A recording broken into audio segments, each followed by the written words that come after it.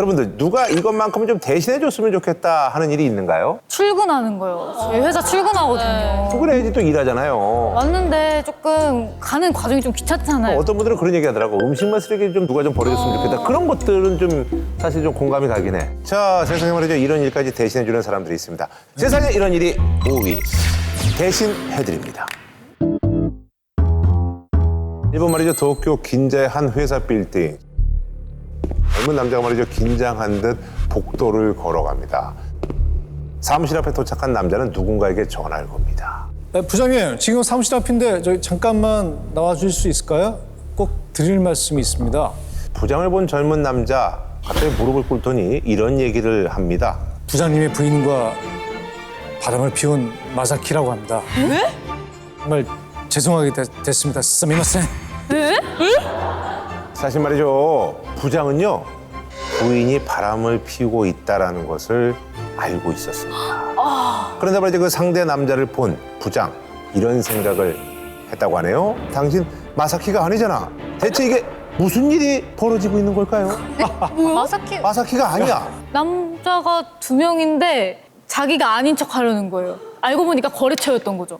무슨 얘기야? 뭔 소리야? 그러니까 바람을 피는데 3명이서 바람을 피는 거예요. 세 명이서. 네, 근데 난 이 남자가 아닌데 이 남자라고 한 거예요. 아, 그래. 아, 자기 안 걸리려고. 난 안 걸리고. 아하. 근데 지금 중요한 건 세상에 이런 일이거든요. 일이에요? 네, 저는 제가 볼 때는요, 뭐랄까 난처한 그런 상황에 사과를 해야 될 때 아하. 사과를 대신해주는 직업? 아하. 그런 직업이 있을까? 아니, 일본은 그럴 수 있을 거라고 생각이 돼요. 아까 아까 보니까 저 진짜 희한한 거 다 했던데. 자, 본인을 말이죠. 마사키라고 소개한 남자의 정체는 바로 사과를 대신해주는 사람. 대신해요? 사과하기가 민망하거나 불편한 상황일 때 대신 사과를 해주는 건데 제일 많이 들어오는 사과 요청이 바로 불륜 문제라고 하는. 나 같으면 더 화가 날 것 같은데 그런 말이죠. 포인트가 있습니다. 남편은 완전 진짜 이성이 마비될 수 있잖아요. 그래서 갑자기 거칠게 나올 수 있으니까 보통은 사과를 받을 사람과 미리 시간과 장소를 정해서 만나는데 또 이런 경우도 있다고 하네요. 불시에 찾아가서 갑자기 사과를 한다. 그러면 갑자기 사과를 받은 사람들은 약간 좀 당황해하죠. 그러면서 화는 나는데 그냥 사과를 받아준다는 겁니다. 謝るんで、まあ、それなりには落ち着くわけじゃないですか。本人で謝ってくれてる。 근데 저런 게 또 풀리나? 나 이해가 안 가네. 오히려 화가 더 꺼질 것 같아요. 아니면 이제 뭐 또 일부 분들은 야 그래도 이 인간이 나한테 인정을 하고 이제 이렇게라도 좀 사과를 하려고 하는구나. 뭐 그런 감정도 들 수 있긴 한데. 그럴 수도 있고. 야 근데 이런 거는 비용이 얼마 정도 돼요? 대리사과 비교적 난이도가 낮은 전화하고 메일 사과는 10,000엔 정도. 그러니까 하나로 한 10만 원 정도 하고요. 직접 얼굴 보고 하는 사과는 최소 2만 원. 그러니까 하나로 약 20만 원 정도라고 하니까. 야 근데 전화하고 그 메일 사과는 자기가 직접 하는 게 낫지. 메일 같은 그냥 아니 그건 메일을 새로 만들면 되지 않을까요? 이거는 사과하고 싶지 않은 거죠. 그런 걸 수도 있네. 아, 그러네. 자, 다음 직업의 말이죠. 주인공은 말이죠. 대만에 살고 있는 류준링이라는 39살의 여성입니다. 자, 이번에 말이죠. 장소로 힌트를 드리겠습니다. 자, 그녀는 말이죠. 주로 장례식장에서 일을 한다고 하는데 과연 무슨 일을 대신해 주는 걸까요? 자, 장례식장에서요?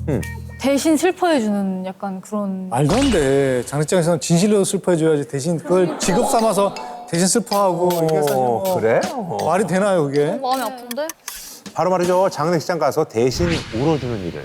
오, 맞아요? 애도가 시작되기 전에 저분들이 말이죠. 흰가운과 베일로 이제 얼굴을 가리고 천천히 관으로 걸어가서 울기 시작합니다. 그리고 연주가 시작할 때쯤 눈물 섞인 목소리로 노래를, 그러니까 약간 퍼포먼스 같이 하나 봐. 예. 아하, 많이 울어주네. 사실 말이죠. 이제 저렇게 이제 우리 장례식장에서 이제 누군가 와서 저렇게 울면은 사실 사람들이 의심하기 딱 좋아. 무슨 뭐 저기 내연 관계 아니야. 뭐 이렇게 생각하는데 어쨌든 저기 대만의 좀 그 풍습이 그런가 봐요. 사실 우리도 약간 저런 문화가 좀 남아있긴 하는데 이제 옛날에는 그 저기 집에서 이제 뭐 사실 상치를 올 때는 동네 사람들이 와서 좀 이제 곡소리도 일부러 좀 내주고 뭐 이런 게 있었거든요. 그래서 대만에서도 이런 그 우는 애도가 관습처럼 바지까지도 내려왔고요. 그래서 일을 전문적으로 하는 직업까지 생긴 겁니다. 자, 의뢰가 들어오면 말이죠. 장례식장 가서 대략 1시간 정도 온 마음을 다해서 우는데 한국 돈으로 약 20만 원 정도의 돈을 받는다고 하네요. 예. 연극이라든지 이런 거 막 올리기 전에 약간 바람 잡는 상황 이런 것처럼 약간 그런 게 아직까지 좀 남아있긴 한가 봐. 예. 근데 지금은 일반적으로 저럴 것 같지는 않아요. 전통을 좀 이렇게 중요시하는 그런 집이라든지 이런 데서 이렇게 쓰는 것 같긴 해요. 예. 자, 지금 소개할 직업은요. 강심장이란 표현으로도 부족합니다. 세상에 이런 일이 4위. 강철 심장만 할 수 있어요. 자, 이번에 말이죠. 한 분의 얼굴을 먼저 보여드릴 텐데 얼굴만 보고 이분이 어떤 일을 할 것 같은지 한번 맞춰보기 바랍니다. 얼굴만 보고?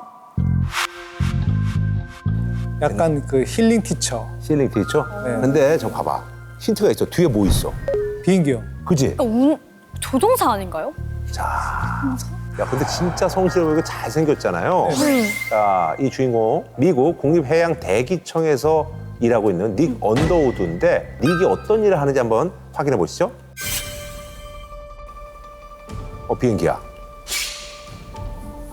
뭐야? 야, 저기 올라가서 하늘을 찍은 거 아니야? 나르는데 뭐야, 저? 어디 뭐 이렇게 구름이 엄청 둘러싸고 있네? 구름이 아닌 것 같기도 한데요. 뭐야? 빙하 아닌가요? 빙하?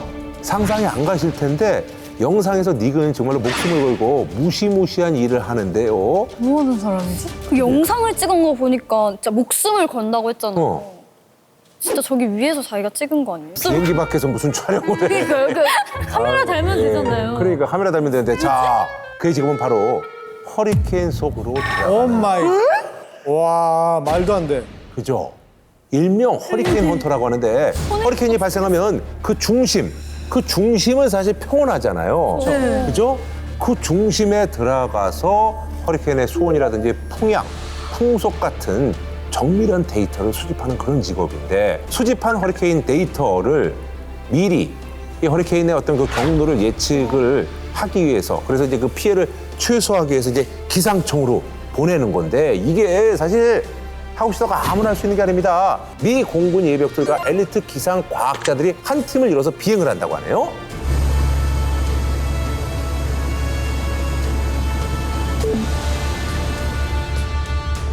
저렇게. 밖에. 와, 너무 위험해요. 와, 이게 눈 어, 아니고. 눈에는 또 이렇게 되네. 왜 이렇게 평온하신지. 오, 야, 이거. 아, 근데 비행기가 날 수가 있나요? 계속 왔다 갔다 하는 건가 봐. 어머. 너무 무섭다. 닉은 그야말로 말이죠 목숨을 걸고 일을 합니다. 최근에 말이죠 아주 진짜 큰일 날 뻔한 일이 있었다고 하는데 2022년 9월 23일 카리브해에서 형성된 말이죠 허리케인 이안 최고 바람의 시속 250km까지 측정이 되는 그렇지, 완전 빨리. 초강력 허리케인이었는데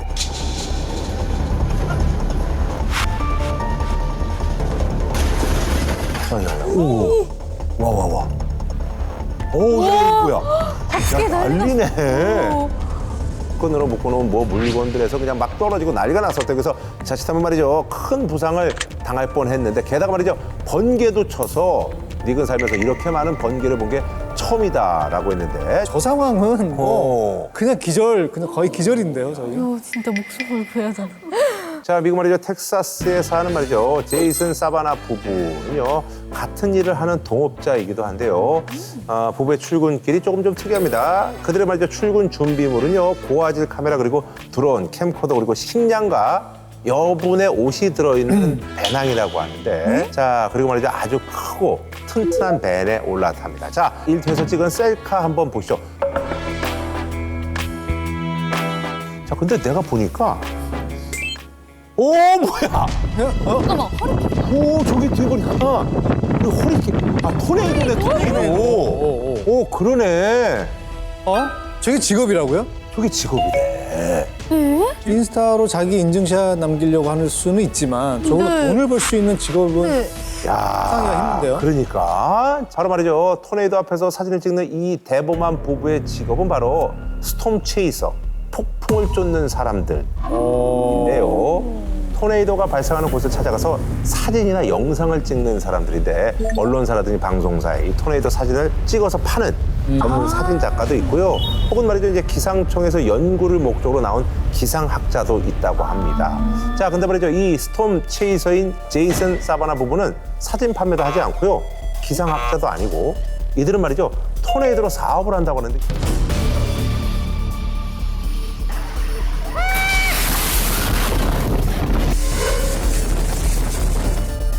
바로 여행사라고 하네. 아요? 토네이도를 쫓는 투어를 하는 여행사를 차린 겁니다. 우와. 우리가 있잖아요, 저기 북유럽 같은 데 가면 그 저기 오로라 투어 같은 거 있잖아요. 그런 것처럼 투어 관광객들과 물론 이제 안전을 담보로 해야 되겠죠. 그래서 토네이도 발생지를 직접 찾아가서 토네이도를 직관하는 거야. 와, 이 목숨을 내놓고 하는 거잖아요. 근데 이제 사실 토네이도의 이제 경로를 좀 미리 좀 예측을 해야 될 것 같긴 한데 기상을 관측하는 위성 레이더는요, 이분들이 갖고 다니는 장비 중에 기본이고요. 기상 정보를 실시간으로 전송받는 태블릿 등 전문 장비를 항상 가지고 다니고요. 카메라 캠코더 그리고 드론 같은 촬영 장비도 다 구비를 하고 있다고 합니다. 자, 이 투어의 하이라이트 바로 토네이도 앞에서 찍는 인생샷인데 진짜 멋있다. 또 아니에요? 아, 우와. 아, 이거 진짜 그림이다, 이거. 진짜 멋있다, 이거. 대박이다. 우와. 와, 이건 뭐야? 이거 이게까지? 대박이다. 이거 진짜 대박이다. 와, 이건 뭐 진짜 야, 이거는 진짜 합성으로 해도 이렇게 안 나오겠다. 이렇게 맞아요. 그래픽으로 해도. 야, 그러네. 이게 왜 사실 직업적으로 매력이 있는지 제가 알겠네. 이 투어의 성수기는 말이죠, 토네이도가 가장 많이 발생하는 5월에서 7월까지라고 하는데, 참고로 말이죠, 2023년 토네이도 투어의 신청 이미 매진된 상태라고 할 정도로 인기 만점. 근데 이것만 보면 멋있을 것 같아요. 하고 싶어요. 네, 가고 싶을 것 같아요. 와, 사진 진짜 멋지다. 그죠? 멋있죠? 아까 그 네네네. 예. 즐거운 상상 채널 S.